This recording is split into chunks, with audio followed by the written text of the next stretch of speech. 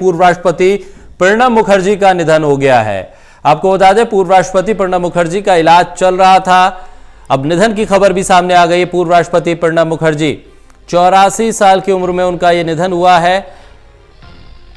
Septic shock की जानकारी सामने आई थी और लगातार उनके सेहत को लेकर डॉक्टरों की टीम मॉनिटर कर रही थी।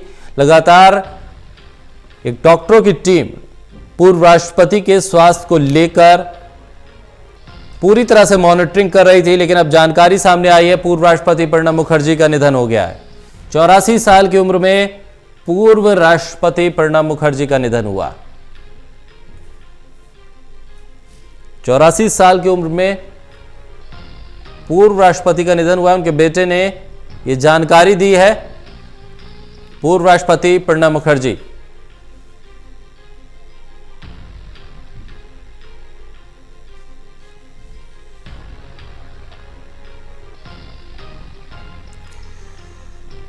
पूर्व राष्ट्रपति प्रणब मुखर्जी के बेटे ने ट्वीट करके इस बारे में जानकारी देते हुए बताया कि पूर्व राष्ट्रपति प्रणब मुखर्जी का निधन हो गया है। 84 साल की उम्र में उनका निधन हुआ है। पूर्व राष्ट्रपति प्रणब मुखर्जी का निधन। तरुण काला हमारे साथ जुड़ गए हैं। तरुण, पूर्व राष्ट्रपति का निधन हुआ, क्या कुछ अब जानकारी अब तक सामने आई है? देखिए, हॉस्पिटल की तरफ से भी आधिकारिक तौर पर हेल्थ बुलेटिन नहीं आया है, लेकिन प्रणब मुखर्जी के बेटे अभिजीत मुखर्जी जो कि लोकसभा सांसद हैं, उन्होंने ट्वीट करके जानकारी दी है कि भारी मन से ये बताया शेयर कर रहा हूं कि प्रणब मुखर्जी जो कि मेरे पिता हैं, वो डॉक्टर्स के बेस्ट एफर्ट्स के बावजूद, तमाम दुआओं के बावजूद, प्रार्थनाओं के बावजूद वो चल बसे हैं। उनका निधन हो गया है और वो धन्यवाद करते हैं सभी का जिन्होंने इस टफ सिचुएशन के अंदर प्रणब दा के लिए प्रेयर्स की और उनके लिए दुआएं मांगी।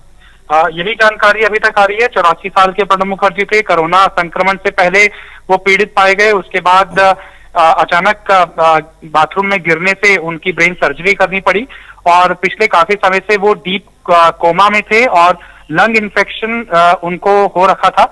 और आज सुबह का हेल्थ बुलेटिन था वो काफी नेगेटिव था। उसकी रिपोर्ट भी हमने की थी कि पहली बार ऐसा महसूस हुआ कि हेल्थ बुलेटिन के अंदर कि प्रणब मुखर्जी की हालत अब बहुत ही चिंताजनक स्थिति तक बनी हुई है।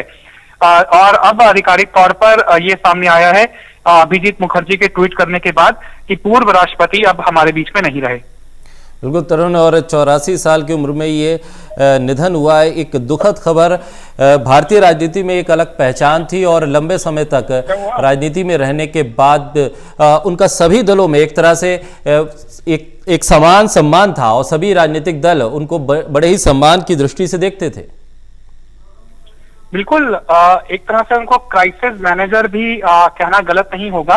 खासतौर पर यूपीए वक्त के दौरान वो काफी महत्वपूर्ण मंत्रालय देख चुके हैं देश के। वो वित्त मंत्री भी रह चुके हैं और यूपीए 2 के अंदर उन्हें राष्ट्रपति भी बनाया गया। उनका कद कितना बड़ा था वो आप पूर्व प्रधानमंत्री मनमोहन सिंह के इस बयान से भी इसका आंकलन लगा सकते हैं कि उन्होंने ये सार्वजनिक तौर पर कहा कि प्रधानमंत्री बनने के लिए मुझसे बेहतर विकल्प कांग्रेस के पास प्रणब मुखर्जी थे। यानी कि प्रधानमंत्री बनने की सभी खूबियां प्रणब मुखर्जी के अंदर थी, लेकिन राजनीतिक कारणों से वो नहीं हो सका था। और जब से वो पूर्व राष्ट्रपति हुए थे, यानी कि जब से वो राष्ट्रपति पद से उन्होंने स्टेप डाउन किया था, एक सर्वोच्च पद है, इससे ऊपर किसी भी व्यक्ति का सम्मान नहीं किया जा सकता। उसके बाद वो आरएसएस मुख्यालय भी गए थे, नागपुर गए थे, जिसके बाद कांग्रेस के अंदर भी एक खेमे ने उनके ऊपर राजनीतिक वार करने शुरू कर दिए थे। लेकिन उनकी बेटी ने कभी भी इस तरह की खबरें आई थी पीछे कि वो बीजेपी ज्वाइन कर सकती हैं, तो उन्होंने सिरे से इस बात का खंडन किया और हमेशा से ही मौजूदा समय के अंदर शर्मिष्ठा मुखर्जी दिल्ली कांग्रेस महिला विंग की अध्यक्ष भी हैं।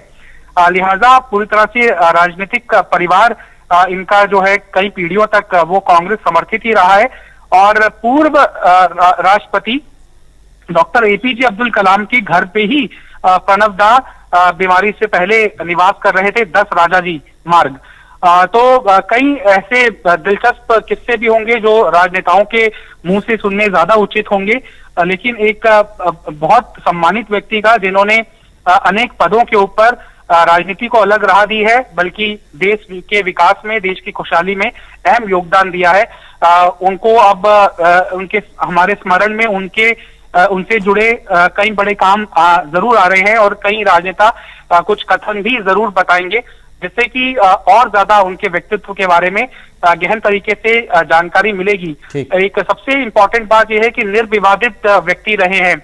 आरएसएस मुख्यालय जाने से पहले कभी भी ऐसा समझ में नहीं आया कि कांग्रेस पार्टी पर उनका विश्वास डगमगाया है या फिर कांग्रेस पार्टी का उन पर विश्वास डगमगाया है। इतनी लंबी राजनीतिक पारी उन्होंने खेली, लेकिन कभी भी उनके ऊपर ऐसे गंभीर आरोप ना विपक्ष ने लगाए और ना ही कोई रिपोर्ट के जरिए सामने आया, जिससे कि पता लगता है कि उन्होंने एक साफ गोई के साथ राजनीति की और अपने दायित्वों का निर्वहन किया। तो कई मायनों के ऊपर व्यक्तिगत तौर पर भी उनका जो योगदान है भारतीय राजनीति में, भारतीय संस्कृति में और भारत के आने बाने को बुनने में, वो अहम तो है ही।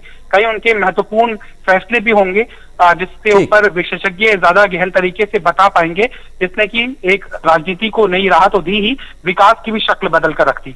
ठीक है तरुण, आप हमारे साथ बने रहें। फिलहाल एक ब्रेक का भी वक्त हो रहा है, लेकिन बड़ी दुखद खबर कि पूर्व राष्ट्रपति प्रणब मुखर्जी का निधन हो गया है। अब वो हमारे बीच नहीं है।